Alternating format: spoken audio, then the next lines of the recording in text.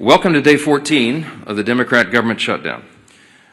It's 2 weeks of Democrats in Congress inflicting untold pain on the American people for nothing other than pure politics, as we've explained at this podium every day of the shutdown. Today, Senate Democrats will have their 8th chance to end this mess by passing our clean, nonpartisan continuing resolution, the government funding bill that would end all of this immediately. Over 3 weeks ago, the House passed that bill, and you all know the details of it. It is completely clean. There are no policy changes, no partisan riders, no gimmicks or tricks at all. All it does is keep the lights on at the current funding levels for a few extra weeks while we complete the normal appropriations process. Now compare that to the Democrats' counterproposal. They're demanding $1.5 trillion in new spending paid for by American taxpayers. And I want you to be specific. I want us to be specific. I want you to note what that counterproposal includes, because we've not yet gone into all the details of it, because it's large and very absurd. But here's some of the highlights of this. It would reverse common sense reforms that Republicans made in the Working Families Tax Cut that keep illegal aliens off taxpayer-funded health care. This is a fact. Page 57, section 2141 of their counterproposal, as we've been posting everywhere. And it would... They would add the illegal aliens, non-citizens, back to taxpayer-funded benefits. It would cost taxpayers nearly $200 billion. They would also remove a very reasonable and modest work requirement that we put on able-bodied young men with no dependents. As we've said, they should not be riding the wagon and taking Medicaid. That is intended for vulnerable populations, the elderly, disabled, and young pregnant women, for example, and not young able-bodied men without dependents who are playing video games. We put that into the law because it's common sense. Their counterproposal would reverse that, so taxpayers would be funding them again. They would make, in their counterproposal, permanent COVID-era Obamacare subsidies without any income caps or any other reforms at all. They would make that permanent. That would cost taxpayers an estimated $358 billion. They would take away the $50 billion that we put into the law to support rural hospitals. They would remove that. And they would send $500 million to liberal news outlets by refunding the Corporation for Public Broadcasting. It would also restore up to $5 billion of American taxpayer funds for wasteful spending for international projects. Here's a couple of examples. This is in their legislation, their counterproposal on the CR to keep the lights open. This is what they want to do. They want to spend $24.6 million of your hard-earned dollars as a taxpayer for climate resilience in Honduras. They want to spend $13.4 million for civic engagement in Zimbabwe. They want to send $3.9 million for LGBTQI+ democracy grants in the Western Balkans. They want to spend $2.9 million of your dollars for desert locust risk reduction in the Horn of Africa. And $2 million for, quote, organizing for feminist democratic principles in Africa. We are not doing that. These are unserious proposals from unserious people, and they are playing games while real Americans are being harmed adversely by the shutdown. Yesterday, I read you an excerpt from President Obama's speech during the 2013 shutdown when he advocated for a clean CR to reopen the government and resume negotiations. It sounded very familiar. Democrats cheered him on back then, including Chuck Schumer. He himself said some Republicans' refusal to support a clean CR back then was, quote, the politics of idiocy. Take him at his word. So yesterday we decided to do a little count of the number of times that Chuck Schumer has supported continuing resolutions just since he became the leader of the Democrats in the Senate in 2017. That number came out to 29 out of 30 continuing resolutions. That's how many times he wholeheartedly, enthusiastically supported CRs enacted into law. That's a 97% support rate. What's changed? Well, this time his job is on the line. And we've explained this very clearly because everybody can see the obvious political motivation here behind his decision to shut the government down right now. He helped us avert a shutdown in March by doing the right thing and supporting virtually the identically same continuing CR that we're offering today. And his radical base went crazy, and they haven't forgiven him for it. That's why Chuck Schumer is opposed to it today. That's what changed. It's very obvious. This government shutdown is plainly and simply an exercise in image rehabilitation. This is an attempt at image rehabilitation for Chuck Schumer. So selfishly, completely about himself, he is shutting the government down to hurt other people. He needs to show a fight against President Trump so he can keep his left base happy through the next election cycle. How do we know that? Well, his record shows the obvious truth about it. Again, look at the numbers. Chuck Schumer supported CRs to help avert a government shutdown 29 out of 30 times as leader of his party. And he emphatically supported every single CR enacted into law since 2017, except for one. And of course, you won't have to do much research to figure out who was in the White House during that time. If you said Donald Trump, you'd be right. And it doesn't take a genius to see that's exactly the same reason why he's doing causing these antics today. So what you'll also notice about the CRs is that they become routine. It's the routine thing to do around here. It's Washington's bad habit. And a CR was meant to be a temporary measure, is meant and designed to just keep the government open and funded for the people while Congress finishes its work on a final budget. And that's not happened in a long time. CRs have become too common. It's the status quo. It's not the way the founders intended for this process to work. The appropriations process was envisioned to be an exercise in good stewardship. They wanted the members of Congress to have open, transparent, bipartisan, line-by-line debate so that we could spend the people's money wisely. And that's precisely what Republicans are so eager to return to and what we have achieved. We are pushing that boulder uphill, as I've said, and for the first time since 2019, both chambers, House and Senate, have made real progress towards that stewardship goal. But we just need a little more time to finish it. That's the only thing the House passed CR does. It's a clean, short-term, nonpartisan continuance of funding so that that process can work out. Now, you've all heard Chuck Schumer demand that Republicans have to come to the negotiating table. Well before, this is an important answer to some of the questions that I anticipate you'll ask later because it comes up in every press conference. Why won't you negotiate? Here's the point. We were already doing that. Before the Democrats recklessly shut down the government for their own political purposes, Republicans and Democrats were already engaged in responsible, open, bipartisan processes to find answers to these problems. And what Chuck Schumer means when he says that he wants us to negotiate is that he is demanding, and he said it publicly, I can't believe he says the quiet parts out loud sometimes, but he wants a backroom deal. He wants a backroom deal that the American people will never see. He literally has said, we need the top 4 leaders to go into a room and work this out. Why does Chuck Schumer say that? Because that's how he's operated for decades. He's been in Congress since 1980. I was 9 years old in the 3rd grade when Chuck Schumer got here, okay? He is the broken status quo. We are trying to break the status quo so government works better for the people. And Chuck Schumer is resistant to that because he can't even imagine the way the founders intended for this to work. He doesn't want this open, everybody involved, all members, bottom-up process. He wants 4 people to go in a back room and just make this deal and hoist it down upon everybody else. I'm not participating in that. Chuck Schumer doesn't like that. He doesn't like that we're trying to get Washington to work again because he doesn't know how to operate in that kind of system. And we're certainly not going to allow the American people to be taken hostage for his political gain. I'm going to hand it off first here to the indomitable Dr. Virginia Foxx. She is the chairwoman of our House Rules Committee. We call her the Iron Lady of the House. I know she has a lot to say about Democrats' obstruction. She's going to lay out some of the indisputable facts of this government shutdown. Dr. Foxx? Thank you, Mr. Speaker. Thanks for your continued work in calling attention to the facts. You remain consistent and concise in explaining to the American people that the Democrats have shut down the government. And thank you to the members of our leadership team and members of the entire conference who've been equally as vocal and engaged. I've listened to the arguments that Democrats have been making since they shut down the government, and I cannot help but shake my head in utter disgust every time. They continue to lie like a rug. They're trying desperately to change the conversation and deflect because they know they're in the wrong and they've dug themselves into a deep, deep hole.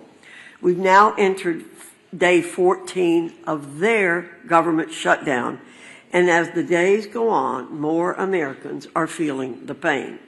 Make no mistake about it, this is real pain being inflicted upon real people.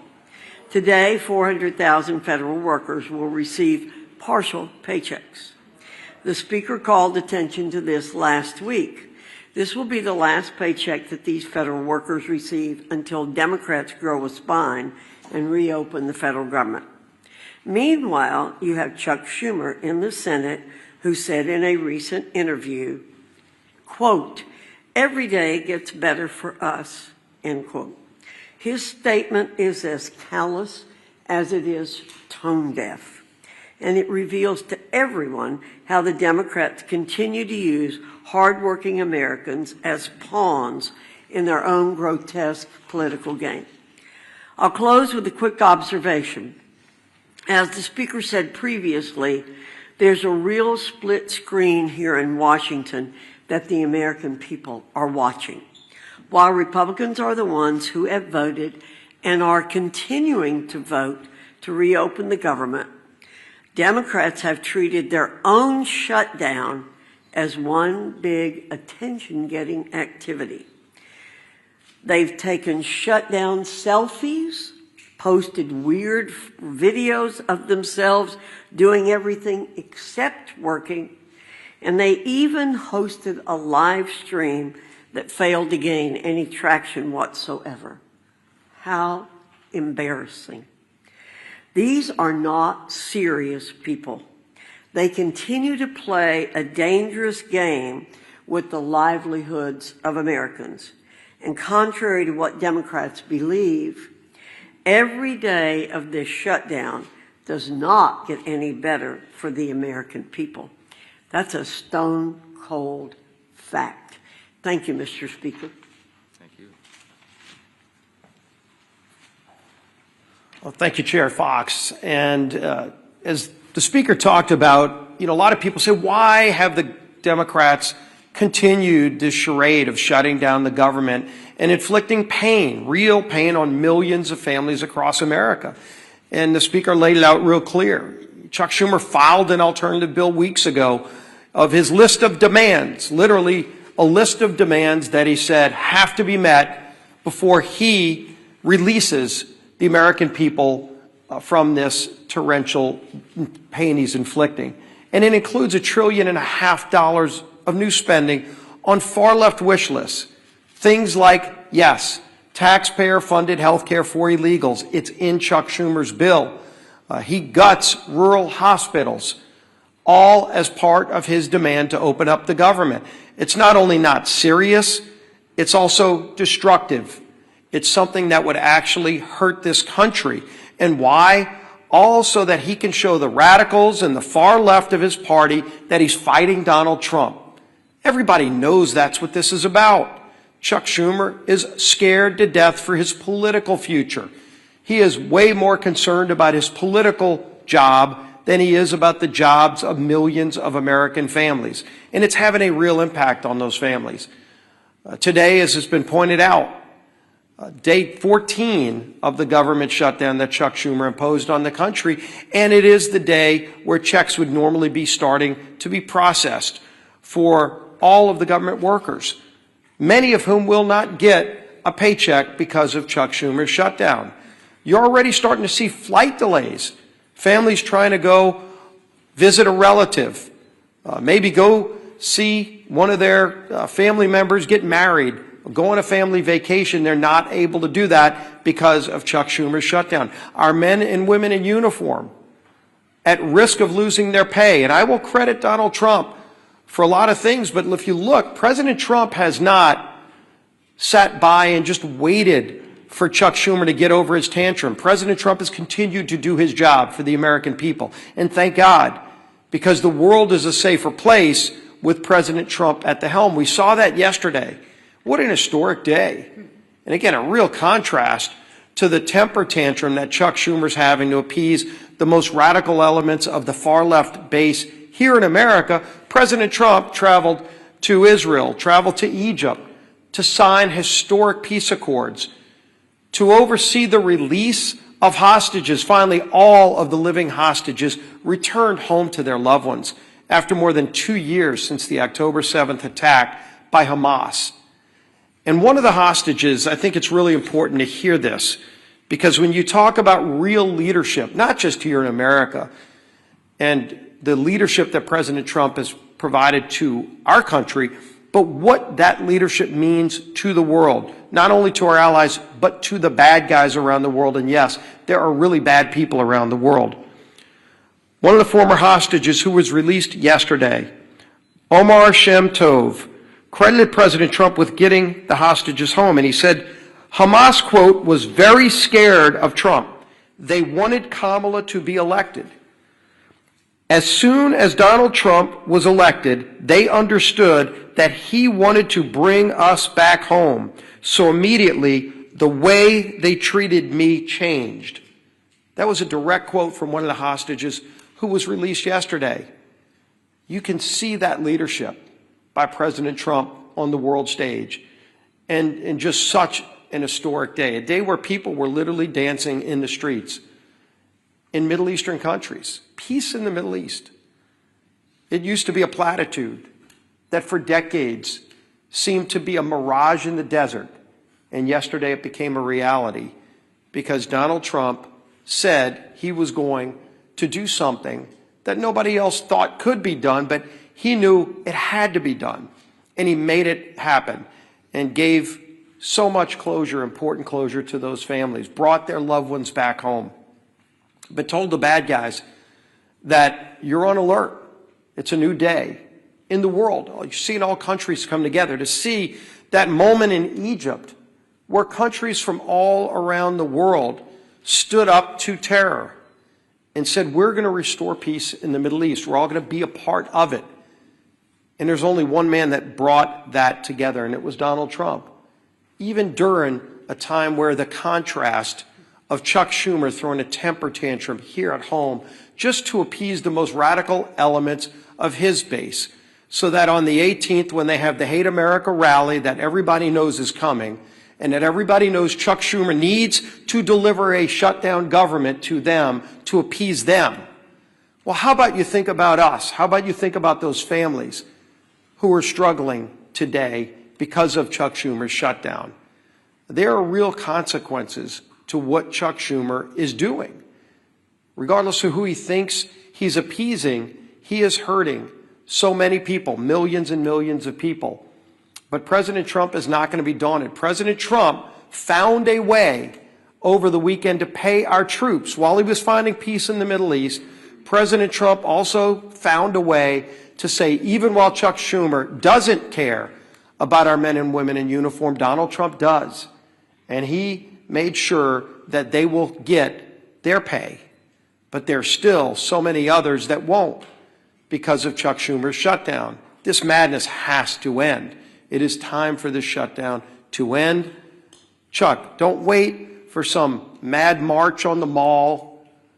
Don't wait for some pats on the back for radical leftists who just want to hate America every single day because Donald Trump is in the White House. They can't celebrate the release of hostages because of the guy who achieved that release.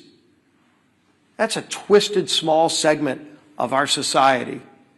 The rest of America is celebrating. The rest of America is proud of what we're achieving. And there's so much more that this great country can achieve if Chuck Schumer just got out of the way, just stopped blocking the progress that most Americans cherish, want, deserve. Our country deserves a whole lot better than what we're getting from the failed leadership. And as Speaker Johnson said, maybe it's because Chuck Schumer's been around too long and wants to hold on to the old way of doing things, the failed way of doing things, that he won't let it go. He won't allow a new, more transparent process for running the United States government. That you're seeing this leadership team, this president, delivering every single day. Chuck Schumer wants to hold on to the past, but the future is calling, and we're going to deliver. With that, let's bring up our whip.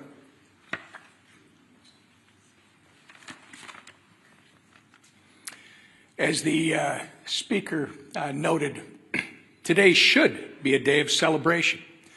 President Trump achieved a historic peace deal in the Middle East.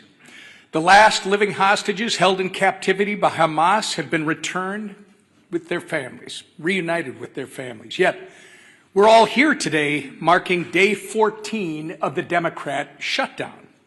And to make matters even worse, if the Democrats had things their way, this would also mark the first week that our troops would not receive their paychecks. But thanks to the leadership of our Commander-in-Chief, President Trump, members of the military and their families will not be used as pawns in Chuck Schumer's shutdown game. Come tomorrow, our troops will get paid. But the consequences of the Democrat shutdown are real. And unfortunately, they're only just getting started. OMB has already been forced to lay off its first round of federal workers. It doesn't have to be this way. Chuck Schumer, if you open the government today, this would end. If the Democrat shutdown continues, though, more Americans won't see a paycheck at the end of this month. Benefits like SNAP will be put at risk.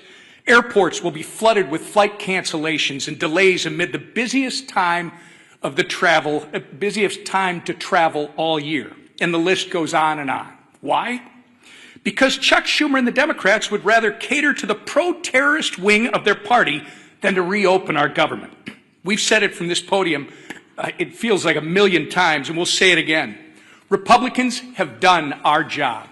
We have a nonpartisan clean CR ready in the Senate to be sent to President Trump's desk immediately, tonight, if they will pass it. We only need 5 Senate Democrats to break ranks with Chuck Schumer, vote for the same CR that they supported just 6 months ago, and reopen the government for the people they were elected to serve. But they have refused to do so 7 times and counting. And each time that they do, hardworking Americans are forced to pay the price. Our message to Senate Democrats today is the same message we've been saying since September 19th. Stop the political games, pass our clean CR, and reopen the government today. With that, I turn it over to our conference chair, Lisa McClain. Thank you. Well, good morning, everybody. Thank you for being here. And like my leadership team behind me said, it is a glorious day. Think of what happened yesterday. Just imagine for one moment you are a family member of one of the 20 hostages that were released. I mean, think of how that had to make you feel. We all watched it on TV, right? Joy, exuberation. I mean, there were tears of joy. There was relief. There was peace. And that was done because of our president, Donald Trump, put politics aside and said, I am going to stand up for the people. And he brought peace in the Middle East. He talked about it, yes, but yesterday he did it. And actions speak louder than words. He said enough of the political games, and I'm actually going to do what's right. Now compare and contrast that to what's going on today. Chuck Schumer and the Democrats are putting politics over people. So instead of it being a joyous day that we celebrate, here we are in another government shutdown, 14 days in the making. And why? Just ask yourself why. It's clean, no gimmicks. It's absolutely clean. The speaker, the leader, the whip, we all said no gimmicks. Let's not use the American people as a pawn. Let's do what's right. Let's do something different and actually fund the government in the right way. What a concept. And Democrats, my goodness gracious, they absolutely do not want that to happen. Like the speaker said, Chuck Schumer wants all 4 leaders to get behind the scenes and make a deal. We're not going to do that. That's not how government is supposed to work. And I know I sound like a broken record, but the way to end this shutdown is really, really simple. Pass the bipartisan clean funding bill that the House approved weeks ago. The Republicans voted to keep the government open. Call your Democratic senators. They're voting to keep it shut, not us. So when you ask what negotiation, there's nothing to negotiate. We already passed. We said yes, right? Democrats won't do it. They'd rather please their radical base than put America first. Listen, I'm grateful to President Trump for finding a way to keep milk flowing to moms and babies through the WIC and paychecks going to our troops. Yes, I'm happy, but that's not going to last forever. Right? So there again, he's even putting people over politics. I mean, come on. But let's be clear. These emergency measures can't fully fix the Democrats' damage. He can try, but at some point in time, they're going to end. Sadly, as Americans suffer, Democrats, what do? They celebrate. As workers worry about their paycheck, Bernie Sanders worries about his leverage. As TSA agents and air traffic controllers show up without pay, Democrats brag they won't budge until planes fall out of the sky. Really? Really? Seriously. That's the Democrats' motto. I'm not budging till planes fall out of the sky. I'm going to teach you women, you women and children and everybody a lesson. Really? Really? As Chuck Schumer says, it's getting better every day. For who, Chuck? Better for who? For the radicals cheering on the chaos? That's who. The radicals. The leaders openly admit it. Listen, the head of the insane indivisible literally said, and I quote, "Millions will be out cheering you on, or they'll be calling for new leadership." Really? I thought they were supposed to lead for the American people. Democrats, I ask you to stop listening to people who are cheering on this mayhem. Just stop all the political games and pass the House bill. Free the American people from being held hostage by your radical base. Thank you, Madam Chair. Yeah, Manu, go ahead. You've been doing this every single day, coming up here trying to pressure Senate Democrats. They've been not budging. They've blocked this bill time and time again. So at what point, for the good of the country, do you need to change your strategy to try to negotiate a deal with them? It's a great question. Manu asks, why don't I change my strategy? I don't have any strategy, Manu. I'm doing the right thing, the clearly obvious thing, the traditional thing. That's exactly what Chuck Schumer voted for in March of this year and gave impassioned speeches was the right and only thing. I don't have anything to negotiate. I'll say this again to everyone here. We did not load up the temporary funding bill with any Republican priorities or partisan priorities at all. I don't have anything that I can take off of that document to make it more palatable for them. So all I am able to do is come to this microphone every day, look right into the camera and plead with the American people, as Chairwoman McClain said, to call your Senate Democrats and ask them to do the right thing. We're not playing games. They're playing a game. We're not. The strategy is to do the right and obvious thing and keep the government moving for the people. Why not move closer to their position? Their position is this, Manu. Their position is they want to spend $1.5 trillion in your tax dollars to fund nonsense overseas. They want to give $200 billion to illegal aliens. We are not going to do that. We're not going to do it. The American people don't want us to do it. And they're using this for partisan political purposes to give themselves cover. They don't want the Marxist to kick. Chuck Schumer doesn't want to get a Marxist candidate challenge, AOC or someone else. Mamdani is probably going to be sadly, shockingly, the mayor of New York City. Marxism is on the rise. Hey, this is not your father's Democratic Party, everybody, okay? They're turning into communists, openly. And so Chuck Schumer does not fashion himself as a communist just yet. So he's got to show a fight to these people. That's what this is about. I'm not playing his game, Manu. I cannot go in and say, oh, gee, Chuck, what can I offer you? You know what? Maybe we'll just send $10 billion overseas to LGBTQ plus, initiatives in, the Horn of Africa or Malaysia or wherever you want to do that. No, we're not wasting taxpayers' dollars. Chad. Mr. Speaker, good morning. Thank you. You said last week that you would swear in Adelita Grolova whenever she wants. She's written a letter to your office. You've not sworn her in. Yeah. I understand about pro forma sessions. Yes. Doesn't your resistance to not swear her in add fuel to the fire that this is about the Epstein? No. Let's talk about Grolova and Epstein. Okay. Once more for everybody. Everybody in Congress, I think, is for maximum transparency of the Epstein files. that is underway right now. Let me point out before I go forward further, all of the files were in the possession of the Biden-Harris Department of Justice for 4 years. Every single thing that we're talking about right now was in their sole possession. They could have released it. They could have done anything. Ro Khanna, all the Democrats who are jumping up and down making noise about this, didn't say a peep about it for 4 years. I don't know why, but this is another partisan manufactured thing. Is it a serious problem? Yes. I've sat with the victims, some of the ladies who bravely have come forward and talked about the horrors that they sustained because of traffickers on Epstein Island and all the things he was involved in. Everybody involved in that should have the full weight of justice descend upon their head. And we're all for that. We want every single person who had anything to do with that to be exposed. But there's as many as 1,000 victims estimated. That's what the victims say. There may be 1,000 women who were made to suffer these unspeakable harms because of this.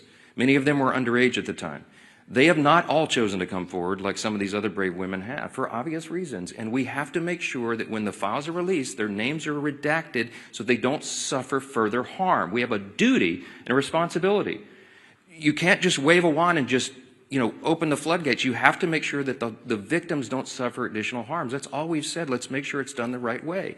That's underway, by the way. The House Oversight Committee asked the Democrats and Republicans on that committee who are working on that vigorously. As I said, some of the biggest, bulldogs in Congress are on that committee, and they're all joined together in a bipartisan fashion, digging through and releasing documents. 34,000 documents so far, and more on the way. In fact, as I noted a couple of days ago, the attorneys for the House Oversight Committee during the shutdown are still doing work. They were in New York City combing through the Epstein estate files. By the way, that was never even mentioned or anticipated in the discharge petition, for those of you who are following all the details of this. So more is coming out. We're for all of it coming out as soon as possible. The only thing we want to make sure of is that the innocent victims are protected, and I think we have a responsibility to do that. With regard to Grijalva, our dear friend from Louisiana, Julia Letlow, won a special election back in 2021. It was in March, as I remember. Speaker Pelosi took 25 days to administer the oath of office to her. Now, no Democrats, jumped up and down and screamed about that, nor do I recall any Republicans, because everybody understood this is the process of the House. You do it as soon as you're able to do it. Ms. Grijalva won her election, and credit to her. She's going to fill her father's seat. I congratulate her. We're happy for her to serve. I'm going to be happy to administer the oath to her, as I am to every member who wins who is duly elected to this body. It's a great honor. But she won her election after the House was out of session. So we've not had a full session. She deserves to have all the pomp and circumstance that everybody else does. She deserves to have a full House of members and go down and do the speech and have her family and friends in the balcony. That hasn't been scheduled because we haven't had that session yet. As soon as Chuck Schumer opens the government, as soon as Mark Kelly and Senator Gallegos, the two senators from Arizona, Ms. Grijalva's state, will go and join with 3 others and open the government, we're happy. We'll have that as soon as we get back to business. But we have to get back to business. They have to open the government. I don't know how else I can answer that question. Yes, sir. Ahead of some of the planned protest activity this weekend, and in light of some of the images we've seen out of Chicago of federal agents shooting faith leaders with pepper balls and arresting journalists, where's the limit for you on what's acceptable conduct for federal law enforcement, and when is it incumbent on Congress to step up and demand oversight? To demand oversight on federal law enforcement? Well, I've not seen them cross the line yet, and that we have committees of jurisdiction who have that responsibility, but it's not risen to that level. What I've seen is the abuse of law enforcement by radical leftist activists. Most recently, the most threatening thing I've seen yet was the naked bicyclers in Portland who were protesting ICE down there. I mean, it's getting really ugly. They have attacked, physically assaulted officers. People have been arrested, okay? This is serious business. And ICE and the valiant, brave, patriotic Americans who step up to serve in these dangerous law enforcement positions deserve our respect and our support. And any elected member of this body should be vocally supporting law enforcement. You're supposed to be on the side of the good, not the crazy radicals. Look, I was a First Amendment lawyer. I understand. I was a religious liberty defense lawyer. I understand free speech. We vigorously protect the right to free speech, but you cannot assault law enforcement officers. And there is a line that has to be maintained. It's not risen to the level of Congress yet, but we're watching that closely. And the Republican Party stands for law enforcement. That's where we're going to be. Yes, sir. Yes, sir. What would you say to those who question the legality of the administration repurposing some of those funds to pay military members? Look, my understanding of this is they have every right to move the funds around, duly appropriated dollars from Congress to the Department of Defense. There were some R&D accounts that had not been spent, and that's my understanding is that's the money that's being used to pay the troops right now. If the Democrats want to go to court and challenge troops being paid, bring it, okay? I'm grateful for a commander-in-chief who understands the priorities of the country, the necessity of national defense, and the urgency that we all feel and have voted for 8 times. Republicans have voted in Congress 8 times now between House and Senate to fund the troops and pay federal workers in all these essential jobs and agencies because we understand the necessity of that. Meanwhile, the Democrats voted 8 times to block their paychecks. I'm grateful we have a president who is willing to step up and do the right thing. Thank you all so much.